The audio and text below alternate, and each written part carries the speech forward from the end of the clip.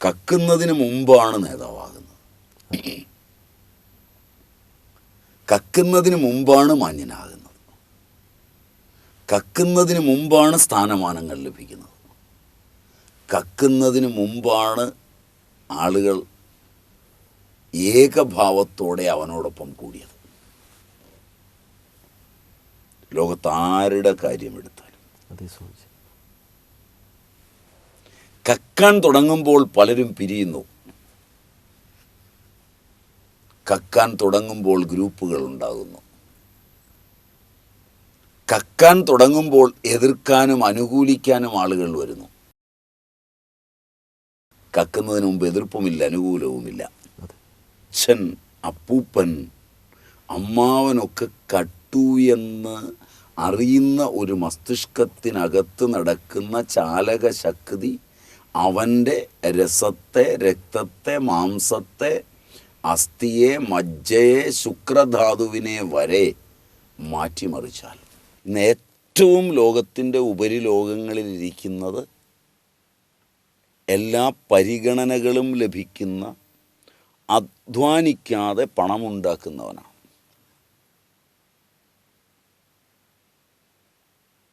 അതിൽ ഒന്നാമത്തെ പട്ടികയിൽ ഒരുപക്ഷെ ഞങ്ങളൊക്കെ പെട്ടേക്കും. ആധ്യാത്മികതയുടെ വ്യാപാരികൾ. നമസ്കാരം സാർ. നമസ്കാരം സ്വാമിജി. കഴിഞ്ഞ ദിവസം നമ്മൾ സ്ഥയത്തെക്കുറിച്ചാണ് പറഞ്ഞു വന്നത്. ഒരു മോഷ്ടിക്കുന്ന ഒരാളുടെ ഉള്ളിൽ തന്നെ നടക്കുന്ന എത്രയോ കാഴ്ചപ്പാടുകൾ അവർ തന്നെ രക്ഷകനും ശിക്ഷകനുമാകുന്ന തരത്തിൽ വളരെ വിപുലമാണ് എന്നുള്ളൊരു അന്തരീക്ഷം ഉണ്ടാക്കിയിട്ടാണ് സ്വാമിജി പെട്ടെന്ന് നിർത്തിക്കളഞ്ഞത്. നമുക്കതുവരെ തന്നെ പോകാമോ? തീർച്ചയായും. അതിൽ നമ്മൾ രണ്ടാമത് പറഞ്ഞ ഭാഗത്ത് ഞാൻ എൻ്റേതല്ല എന്ന് വിചാരിക്കുന്ന, നിങ്ങൾ നിങ്ങളുടേതാണെന്ന് വിചാരിക്കുന്ന ഒരു വസ്തുവിനെ സാഹചര്യ സമ്മർദ്ദത്തിന് വഴങ്ങി എൻ്റേതാക്കുന്ന ഒരു മുഹൂർത്തത്തിൽ അത് സ്വന്തമാക്കുവാൻ നിർബന്ധിക്കുന്ന എന്നിലെ ഞാനും, അതിനെ തടയാൻ ശ്രമിക്കുന്ന എന്നിലെ ഞാനും, വാദിയും പ്രതിയും എന്നിൽ തന്നെയാണ്. ഇതിന് സാക്ഷിയായി നിലകൊണ്ടുകൊണ്ട് ഈ മസ്തുളങ്കത്തിൻ്റെ രണ്ട് ലോകങ്ങളെയും നോക്കിക്കാണുന്ന സാക്ഷിയും എന്നിലാണ്. മിനിമം ഈ മൂന്ന് പേരും അതിൽ കേവലനായ സാക്ഷി മാറി നിന്ന് വരുന്ന രണ്ട് സാധനങ്ങളുടെ അങ്ങോട്ടും ഇങ്ങോട്ടുമുള്ള കൊടുക്കവാങ്ങലുകൾ, ശകാരങ്ങൾ, മറ്റേയാളറിയാതെ സ്വന്തമാക്കാനുള്ള ത്വര, ഇതെല്ലാമായി നീങ്ങുന്ന വേളയിൽ എൻ്റെ ഓർമ്മയ്ക്ക് എന്ത് സംഭവിക്കും?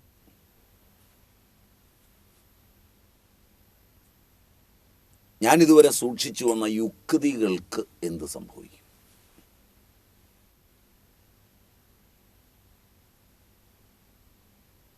ലോകത്ത് മാനവൻ യുക്തിഭദ്രമായി തീരുമാനിച്ച യുക്തിശാസ്ത്രങ്ങൾ, അതിൻ്റെ വെളിച്ചത്തിൽ രൂപപ്പെടുത്തിയെടുത്ത യൗവനയുക്തമായ ജീവിതം കാലാന്തരത്തിൽ വിശ്വാസത്തിലേക്ക് മാറുമ്പോൾ ദ്രവ്യങ്ങളുടെ സാധ്യത കൊണ്ടാണോ മാറുന്നത്, അതല്ല അവനിൽ നടക്കുന്ന ഇമാതിരി പ്രക്രിയകളുടെ മാറ്റമാണ്? എന്തെന്നായാലും ദ്രവ്യത്തിൻ്റെ ഒരു കളിയല്ല എന്ന് വ്യക്തമാണ് സ്വാമിജി. വിശ്വാസികളായ ആളുകൾ അന്ധമായി വിശ്വസിച്ച ലോകങ്ങളിൽ നിന്ന് ഒരു നിമിഷാർത്ഥം കൊണ്ട് വിശ്വാസത്തെ മുഴുവൻ വലിച്ചെറിഞ്ഞ് യുക്തിയുടെ ലോകങ്ങളിലേക്ക് പെട്ടെന്ന് മാറി വിശ്വാസമർപ്പിച്ച് യുക്തിയെ പ്രചരിപ്പിക്കുവാൻ പോകുന്നതും നാം കാണുന്നുണ്ട്. ഉറപ്പാണ്. ഈ ഒരു ഉദാഹരണം വെച്ച് നോക്കുമ്പോൾ ദ്രവ്യത്തിന് യാതൊരു പ്രസക്തി ഇല്ലാതാവുന്നുണ്ട്. കാരണം ദ്രവ്യത്തിനപ്പുറത്തുള്ള ഒരു വിശ്വാസ മേഖലയിൽ നിന്ന് അദ്ദേഹം ജമ്പ് ചെയ്ത് യുക്തിയിൽ കടന്നു വരുമ്പം ദ്രവ്യം അതിൻ്റെ ഒരു നിമിത്തം പോലും ആകാതിരിക്കുന്നു എന്നുള്ളതുണ്ട്. അപ്പോൾ ഇവിടെയൊക്കെ മസ്തുളങ്കം നടത്തുന്ന കൈകൊട്ടിക്കളികളും കരണം മറിച്ചിലുകളും കാക്കപിടുത്തങ്ങളും എല്ലാം സങ്കീർണമായി നടക്കുന്ന ഈ മസ്തുളങ്കം ഇതെല്ലാം നേടിയെന്ന് അവകാശപ്പെട്ട് സ്വത്തും പ്രശസ്തിയും ദുഷ്പേരും ദാരിദ്ര്യവും ഒക്കെ മാറി മാറി സമ്പാദിച്ച് എരിഞ്ഞടങ്ങുന്ന ഒരു മനുഷ്യൻ അവൻ്റേതല്ലാത്ത ഈ ലോകത്ത് വന്ന് അവൻ്റേതല്ലാത്ത ആഹാരങ്ങൾ ആഹരിച്ച് അവൻ്റേതല്ലാത്ത ഭൂമിയിൽ അവൻ ജീവിച്ച് അവൻ്റേതല്ലാത്ത ഭൂമിയോട് വിട പറഞ്ഞ് പരിമിതമായൊരു കാലം കൊണ്ട് തിരിച്ചു പോകുന്നു വീണ്ടും എവിടെയെങ്കിലും വരാൻ. ഈ തുടർനാടകത്തിൽ അവൻ്റെ രോഗങ്ങൾ, അവൻ്റെ ദുഃഖങ്ങൾ, അവൻ്റെ സങ്കീർണങ്ങളായ ജീവിത പ്രശ്നങ്ങൾ ഇവയൊക്കെ നിയന്ത്രിക്കുന്നതിൽ വളരെ നിസാരമെന്ന് നീതിന്യായ വ്യവസ്ഥകളും ഭരണാധികാരികളും അച്ഛനമ്മമാരും മക്കളും ആധുനിക പരിഷ്കർത്താക്കളും കരുതുന്ന ചെറുതും വലുതുമായ ഇവൻ്റെ കളവ് എങ്ങനെ പങ്കുവഹിക്കും? ഒരു അച്ഛൻ മകൻ ചെറുതായൊന്ന് മോഷ്ടിച്ചാൽ സാരമില്ല,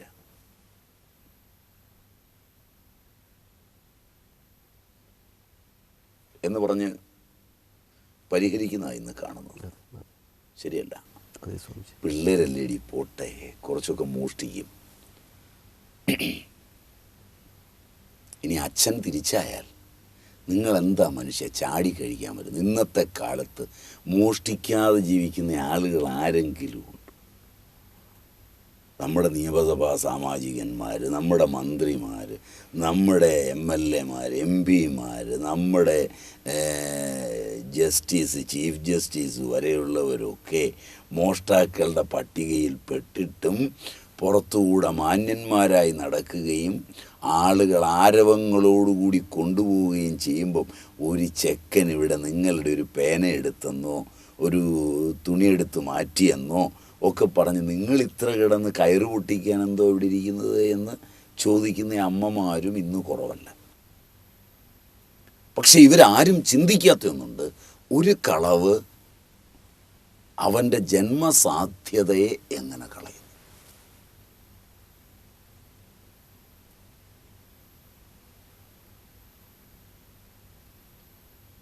അവൻ ഇതുവരെ എത്തിയിരുന്ന ദിക്കിൽ നേടിയതൊന്നും ഈ കളവിൻ്റെ പേരിലല്ല.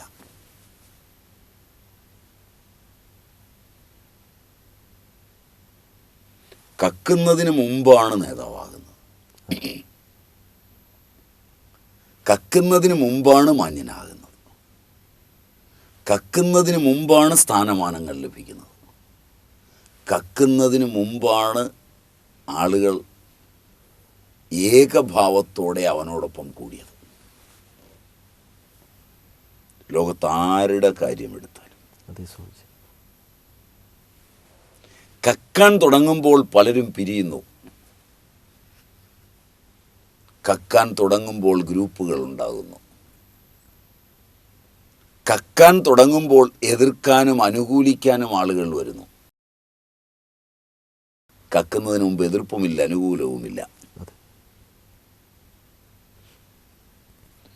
കട്ടവനെ സംരക്ഷിക്കുവാനും ഉളുപ്പില്ലാതെ കെട്ടിപ്പിടിക്കുവാനും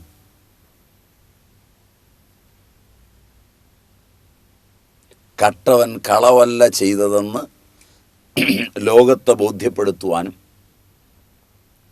ഒന്നും പറ്റിയില്ലെങ്കിൽ കട്ടവൻ്റെ പ്രായം, സമുദായം, ആരോഗ്യം ഇവയൊക്കെ പരിഗണിക്കണമെന്നും ഒക്കെ നാം തീരുമാനിക്കുന്നുണ്ട്. അതെ സ്വാമിജി.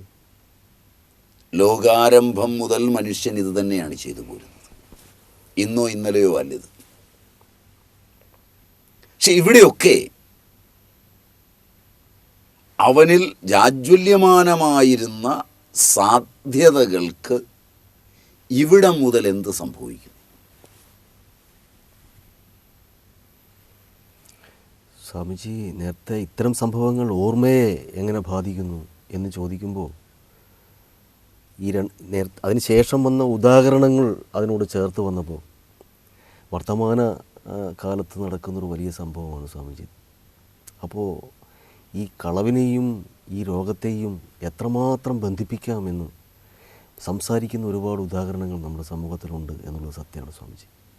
മാത്രവുമല്ല, ഇവിടെ അച്ഛൻ, അപ്പൂപ്പൻ, അമ്മാവനൊക്കെ കട്ടു എന്ന് അറിയുന്ന ഒരു മസ്തിഷ്കത്തിനകത്ത് നടക്കുന്ന ചാലക ശക്തി അവൻ്റെ രസത്തെ, രക്തത്തെ, മാംസത്തെ, അസ്ഥിയെ, മജ്ജയെ, ശുക്രധാതുവിനെ വരെ മാറ്റിമറിച്ചാൽ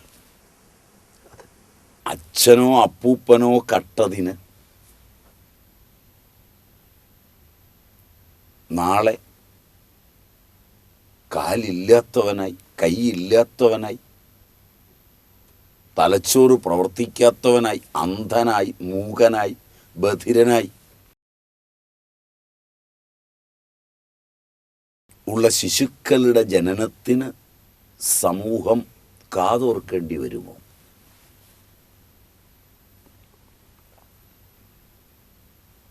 അതാണ്.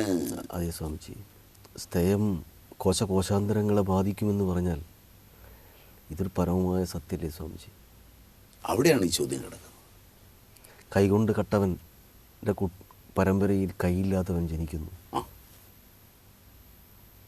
അപ്പം കളവിന് ഇത്രയും വ്യാപകമായ ഒരു നിലയുണ്ടെന്ന് അറിഞ്ഞതുകൊണ്ടാണ് വ്യക്തി, ഗ്രാമം, സമൂഹം, രാഷ്ട്രം മുതലായവ ഒരു പ്രത്യേക സംസ്കാരത്തിൽ അസ്തേയത്തെ ദാർശനികമായൊരു തഥ്യയിലേക്ക് ഉയർത്തിക്കൊണ്ടുവന്ന് ജനജീവിതത്തിൻ്റെ ഭാഗമാക്കിയതെങ്കിൽ അതാർക്കെങ്കിലും പ്രസംഗിക്കാനുള്ളതായോ,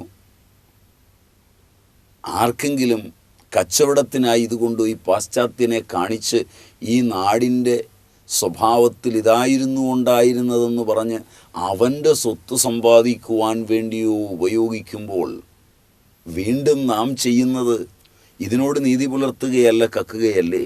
തീർച്ചയായും സ്വാമിജി. അപ്പോഴും സ്ഥേയമാർഗത്തിൽ തന്നെ. അവിടെയാണ് ഇതിൻ്റെ. അപ്പം ആധുനിക ലോകം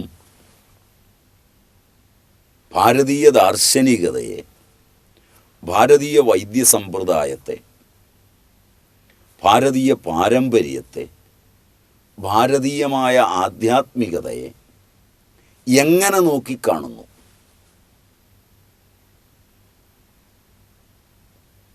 കുറച്ച് ആളുകൾ പോയി ഏതെങ്കിലും 4-5 കൊല്ലം കൊണ്ട് ഒരു പഠിത്തം പഠിച്ച് ആളുകളെ ചികിത്സിക്കുവാനുള്ളൊരു ലൈസൻസും എടുത്തു വരുന്നത് നിസ്സാരമൊന്നുമല്ല. അതിനെ മാന്യമെന്നും ഉന്നതമെന്നും ഒക്കെ അംഗീകരിച്ചുകൊണ്ട് തന്നെ അതിനവർ മുടക്കിയ മനസ്സും അവരുടെ പണവും അവരെ പഠിപ്പിച്ച അധ്യാപകരും അവർക്ക് പഠിക്കുവാൻ സാഹചര്യങ്ങൾ ഒരുക്കിയ സ്ഥലങ്ങളും അതിൻ്റെ ഉപകരണങ്ങളും ജനതയും അവരുടെ നികുതിയും എല്ലാം മാന്യമായി ഉപയോഗിച്ചുവെന്ന് തന്നെ സമ്മതിച്ചുകൊണ്ട് തന്നെ ഈ പഠിത്തത്തിൽ എവിടെയെങ്കിലും രോഗ ആവിർഭാവത്തിൽ എൻ്റെ മുമ്പിലിരിക്കുന്ന ഒരു രോഗിയുടെ എപ്പോഴെങ്കിലും മുമ്പിൽപ്പെട്ടാൽ ആ രോഗിയുടെ മനസ്സും വാക്കും പങ്കാളിയായിട്ടുണ്ട്, കർമ്മവും പങ്കാളിയായിട്ടുണ്ട്, ആ കർമ്മത്തിൽ സ്ഥേയം പങ്കാളിയായിട്ടുണ്ട്. അതുകൊണ്ട് നീ ഈ രോഗത്തെ മാറണമെങ്കിൽ നിൻ്റെ ഒരു കർമ്മവിഭാഗമുണ്ട്. ആ കർമ്മവിഭാഗം നിൻ്റെ രോഗത്തിലെ ഫലത്തിൽ കാണാനുണ്ട് എന്ന് സാധ്യതാ ലിസ്റ്റിലെങ്കിലും പെടുത്തി പഠിക്കാൻ. വൈദ്യശാസ്ത്രം ഏത് പരീക്ഷണം നടത്തുന്നതും സാധ്യതാ ലിസ്റ്റിലാണ്. അതെ സ്വാമിജി. കാരണം മറ്റൊരുവൻ്റെ ശരീരത്തിൽ നടക്കുന്നതാണ് വേറൊരുവനിരുന്ന് കണക്ക് കൂട്ടേണ്ടി വരിക. അതും ഓരോ ദിവസത്തെയും ജാഗ്രത്തും സ്വപ്നവും സുഷുപ്തിയും മാറി മാറി വരുമ്പോൾ ജാഗ്രത്തിൽ നടന്ന കാര്യങ്ങൾ തീരുന്നതോടുകൂടി സ്മരണയിൽ നിന്ന് തന്നെ അവ പോകുമ്പോൾ അനുസ്യൂതമായ ജനിതകം അനേക യോനികളിൽ ജനിച്ച് മരിച്ച് വന്നിട്ടുള്ളതിൽ സംഭൃതമായിരിക്കുന്ന കർമ്മവിഭാഗങ്ങളെ ആ വന്നവന് തന്നെ അജ്ഞേയമായിരിക്കെ ഒരു ഭിഷഗ്വരൻ അവൻ്റെ രോഗത്തിന് കാരണമായ വൈറസുകൾ, അമീബകൾ, ബാക്ടീരിയകൾ ഇവയെ ഇന്ന സാധ്യതാ ലിസ്റ്റിൽ രോഗലക്ഷണത്തിൽ നിന്ന് ആരോ ഒരുവൻ നേരത്തെ കുറിച്ചു വച്ചതിൻ്റെ പേരിൽ രക്തപരിശോധനകളും മൂത്രപരിശോധനകളും ചെയ്ത് കിട്ടിയ പരീക്ഷണത്തിൻ്റെ വെളിച്ചത്തിൽ ഊഹിക്കുകയാണ് ചെയ്യുന്നത്. ആ ഊഹനത്തിൽ നിന്ന് എങ്ങനെയാണ് ഈ ഊഹനം അശാസ്ത്രീയമാകുന്നതും അന്ധവിശ്വാസമാകുന്നതും? സ്ഥൂലമായ തലത്തിൽ രക്തപരിശോധനകളും മൂത്രപരിശോധനകളും നടത്തിയെത്തുന്ന ഊഹനത്തെക്കാൾ സൂക്ഷ്മവും മാനവ മസ്തിഷ്കത്തിൻ്റെ സാധ്യതയെ ജാജ്വല്യമാനമാക്കുന്നതും അറിവിൻ്റെ ലോകങ്ങളിലേക്ക് ഭിഷഗ്വരനെ എടുത്തെറിയുന്നതും കൂടുതൽ ഇതായിരിക്കുമോ? തീർച്ചയായും സ്വാമിജി, ഇത് തന്നെയായിരിക്കും. അങ്ങനെയാണെങ്കിൽ ഈ വഴിക്ക് പ്രാചീന വൈദ്യശാസ്ത്രജ്ഞന്മാരെല്ലാം ശ്രമിച്ചിട്ടുണ്ട്. ഉപരി ഈ വഴിയിൽ കർമ്മവിഭാഗങ്ങളെയും അതിൻ്റെ പരിഹാരങ്ങളെയും സാധ്യതാ ലിസ്റ്റിൽപ്പെടുത്തി പ്രോബബിലിറ്റി സ്റ്റാറ്റിസ്റ്റിക്കലായി അവതരിപ്പിച്ചൊരു ഗ്രന്ഥവും നമുക്കുണ്ട്. വീരസിംഹാവലോകനം എന്നാണ് അതിൻ്റെ പേര്. രാജാവായ വീരസിംഹൻ എഴുതിയിട്ടുള്ളതാണ്.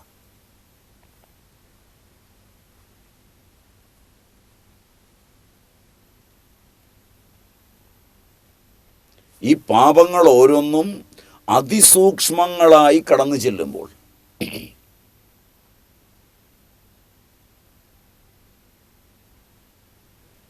സ്ഥൂലമായ ഔഷധം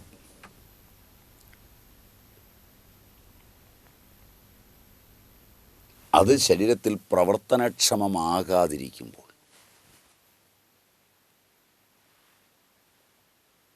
അകത്തു നിന്ന് ഇതുകൊണ്ടൊന്നും നിന്റെ രോഗം മാറില്ല എന്ന് പൂർവകർമ്മത്തിന് സാക്ഷിയായ ഒരുവൻ ആ രോഗിയോട് പറഞ്ഞുകൊണ്ടിരിക്കുമ്പോൾ നിങ്ങൾ ബന്ധുക്കളിൽ 10-12 പേരും ലൈസൻസ് ഉള്ള 10-12 ഡോക്ടർമാരും ലൈസൻസ് ഇല്ലാത്ത കുറേ പാരമ്പര്യ ഡോക്ടർമാരും കുറേ മതങ്ങളുടെ നേതാക്കന്മാരും കുറേ ഉപകരണങ്ങളുമൊക്കെ വെച്ച് നിർബന്ധപൂർവം രോഗിയെ പിടിച്ചിരുത്തി ഞങ്ങൾ കണ്ടെത്തിയതൊക്കെ ശാസ്ത്രമാണ്, ഇതിന് നീ വിധേയനായി പറ്റൂ എന്ന് പറഞ്ഞു കൊണ്ടുപോകുമ്പോൾ ഇതിന്ന വൈറസാകാം, ഇന്ന അമീബയാകാം, ഇത് വാതമാകാം, പിത്തമാകാം, കഫമാകാം എന്നൊക്കെ പറഞ്ഞ് നിർബന്ധപൂർവം രോഗിയെ ആനയിച്ച് കൊണ്ടുപോകുമ്പോൾ ചിലപ്പോൾ മനസ്സോടെയും ചിലപ്പോൾ മനസ്സില്ലാതെയും ചിലപ്പോൾ മനസ്സും മനസ്സില്ലായ്മയും കലർന്നും ഇവരോട് സഹകരിക്കേണ്ടി വരുന്ന രോഗിയുടെ രോഗിയായിരിക്കുന്ന മനസ്സും മുമ്പ് രോഗമില്ലാതിരുന്ന ആരോഗ്യമുള്ള ഒരു മനസ്സും ആരോഗ്യമുള്ള മനസ്സിനെയും രോഗമുള്ള മനസ്സിനെയും ആരോഗ്യത്തിൽ നിന്ന് രോഗത്തിലേക്ക് വഴുതിമാറിയതിനെ കണ്ടെത്തിയ സാക്ഷിയായൊരു മനസ്സും പരസ്പരം മത്സരിച്ച് അവനിൽ തന്നെ കിടക്കുമ്പോൾ ഈ പദ്ധതികളെയെല്ലാം അട്ടിമറിക്കാൻ അവൻ്റെ മാനസിക പാപങ്ങൾക്കും വാചിക പാപങ്ങൾക്കും കായിക പാപങ്ങൾക്കും അതിൽ ഈ കളവ് പോലുള്ളതിനും എത്ര പങ്കുണ്ട്? ഇതാണ് നമ്മൾ ആദ്യം, കാരണം രോഗിയെ സൃഷ്ടിക്കുക കളവിലൂടെ, വഞ്ചനയിലൂടെ. വിചിത്രമായൊരു സത്യം, ഓരോ അംശത്തിലും പറ്റിക്കാനാണ് പഠിക്കുന്നത്. അധ്വാനിക്കാതെ പണമുണ്ടാക്കുന്നവനാണ് മാന്യൻ. സൂപ്പർവൈസറി തസ്തികകളിൽ വന്നിട്ടുള്ളൂ. ഇന്ന് ഏറ്റവും ലോകത്തിൻ്റെ ഉപരിലോകങ്ങളിലിരിക്കുന്നത് എല്ലാ പരിഗണനകളും ലഭിക്കുന്ന അധ്വാനിക്കാതെ പണമുണ്ടാക്കുന്നവനാണ്.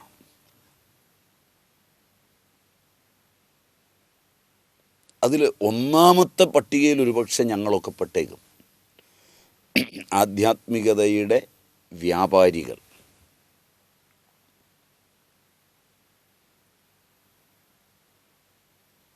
സ്പിരിച്വാലിറ്റിയെ, ആധ്യാത്മികതയെ മാർക്കറ്റ് ചെയ്യുന്നവർ, മാർക്കറ്റിംഗ് സ്പെഷ്യലിസ്റ്റ്. സ്ഥായിയായി മാർക്കറ്റുകൾ ഉണ്ടാക്കി സ്ഥിരമായി അതിൻ്റെ രംഗത്ത് നിൽക്കുന്നവർ. പെട്ടെന്ന് വന്ന് പ്രോഡക്റ്റ് വിറ്റ് പിൻവലിയുന്ന സെയിൽസ്മാൻമാർ. സെയിൽസ്മാന് മാർക്കറ്റൊന്നും വേണ്ട, ഉള്ളിടത്ത് വിറ്റു, പ്രോഡക്റ്റ് അവൻ സ്ഥലം വിട്ടു. അതിന് ആർക്കെന്ത് ദോഷം വന്നാലും അവൻ്റെ സാധനം വിറ്റ് തീർന്നു, അവൻ പോയി. അതിന് വളരെ പടഹമടിച്ചു വന്ന് സാധനം വിറ്റ് പോകുന്നവർ.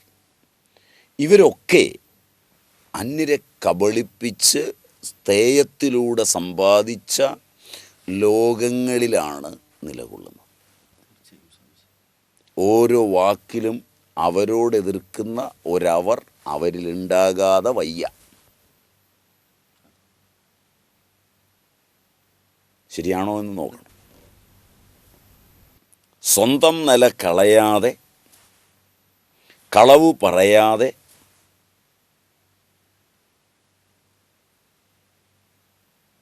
തൻ്റെ വ്യക്തിത്വത്തെ സത്യത്തിലൂന്നി നിർത്തി പോകുന്നവർ അതും കുറവാണെന്നാണ് എനിക്ക് തോന്നുന്നത്.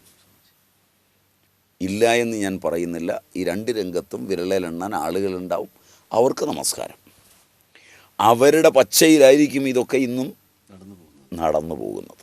അങ്ങനെയുള്ളവരെ പരിചയമുള്ളതുകൊണ്ട് അവരോടുള്ള ബഹുമാനമാണ് ജനങ്ങൾ ബാക്കി ഇവരെ കൈകാര്യം ചെയ്യാതിരിക്കുന്നതിൻ്റെ പിന്നിലുള്ള ചോദനയും എന്ന് തന്നെ വിചാരിക്കാം. ശരിയായിരിക്കുമെന്ന് വിചാരിക്കും. നീതിന്യായ രംഗം നോക്കിയാലും ഇത് തന്നെയാണ്. വ്യാവസായിക രംഗം നോക്കിയാലും എൻ്റെ കുഞ്ഞിനെ പണിയെടുപ്പിക്കാതെ ഈ ഉയർന്ന തലത്തിൽ എങ്ങനെ എത്തിക്കാം? ഇത് വളരെ പ്രധാനപ്പെട്ടതാണ്. ഇതിൻ്റെ ഒരു തലത്തിലാണ് MBA മാർക്കറ്റിംഗ് പൂർണ്ണമായി നടക്കുന്നത്. അപ്പം സ്ഥേയമാണ് ഇതിൻ്റെ അന്തർധാര. എത്ര കോളേജുകൾ നമുക്കിന്ന് സ്ഥേയത്തിന് വേണ്ടി മാത്രം. ട്രെയിനിങ് എന്ന് പറയുന്നതിൽ നീ പണിയെടുക്കരുത്, നിൻ്റെ മേശപ്പുറം എപ്പോഴും നിറഞ്ഞു കിടക്കണം, ഫയലുകളൊന്നും തീരരുത്, നീ തിരക്കിൽ ഓടുകയും ചാടുകയും ചെയ്യണം, നീ എപ്പോഴും വർക്കിലാണെന്ന് തോന്നിപ്പിക്കണം, ഒന്നും തീർക്കരുത്. ഇത് കോളേജിൽ പഠിപ്പിക്കുകയാണ് വാക്കിലൂടെ മാനേജ്മെൻറ്റ് ട്രെയിനീസിനെ. പഠിപ്പിക്കുന്നു എന്നുള്ളത്